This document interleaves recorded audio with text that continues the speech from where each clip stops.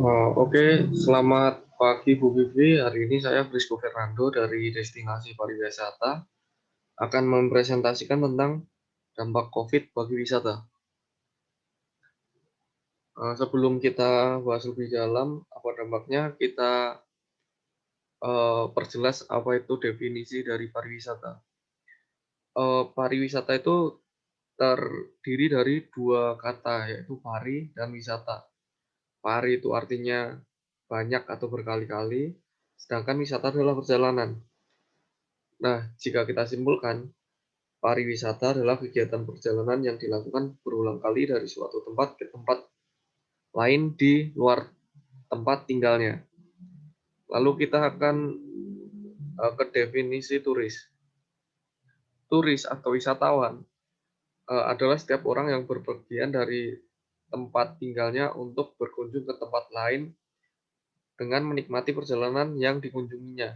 Itu merupakan definisi dari Instruksi Presiden Nomor 9 Tahun 1969.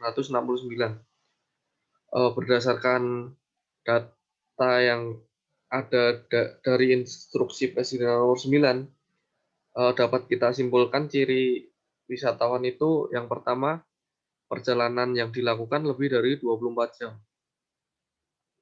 Yang kedua, perjalanan itu untuk sementara waktu. Maksudnya sementara waktu itu mungkin 5 hari atau 1 minggu, nggak setengah tahun atau 1 tahun, nggak terlalu kayak gitu.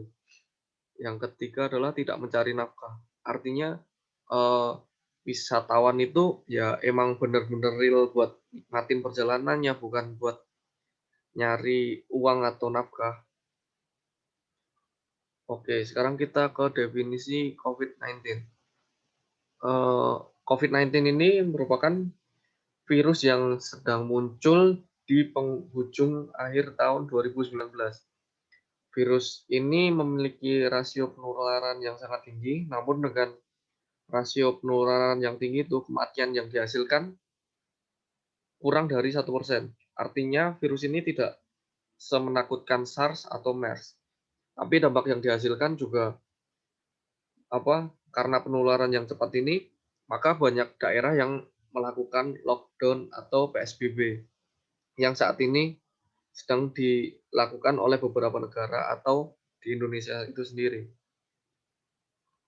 Oke, dampak bagi pariwisata apa?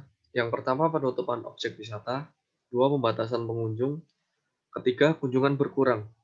Seperti yang dijelaskan di slide sebelumnya, dampaknya adalah pembatasan atau penutupan daerah yang rawan menularkan virus. Nah, salah satunya yang rawan itu adalah tempat wisata. Kenapa tempat wisata? Karena tempat wisata itu kan banyak orang yang mau refreshing ke situ. Maksudnya kalau ada waktu luang juga mau ke situ atau ada biaya lebih, bisa aja kita ke tempat wisata itu. Nah, dengan ditutupnya objek wisata ini juga timbul permasalahan, yaitu dari segi pengelolaan salah satunya.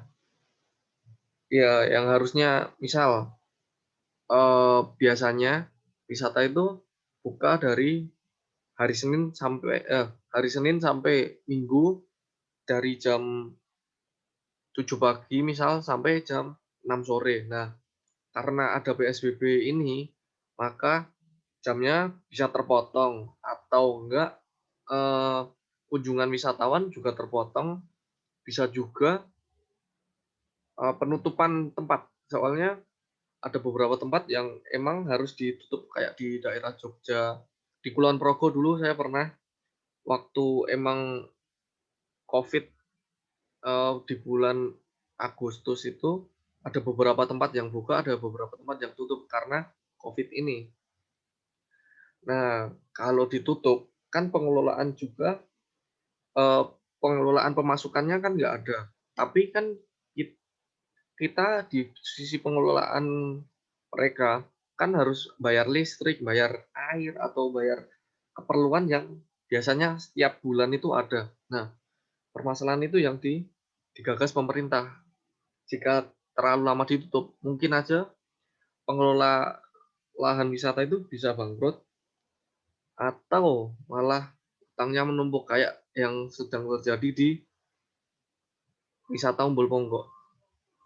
Nah, dari pemerintah ini juga saat ini gencar memberikan bantuan dana atau enggak eee, mulai perlahan membuka tempat daerah wisata, agar wisata yang sedang terdampak itu tidak terpuruk. Ada juga pemerintah yang saat ini membeli makanan dari resto-resto atau tempat wisata karena ya itu tadi, semakin lama nanti pengelola semakin terpuruk, yang pedagang juga semakin terpuruk.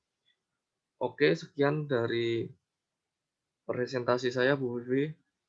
Saya Frisco Fernando. Terima kasih telah mendengarkan presentasi saya.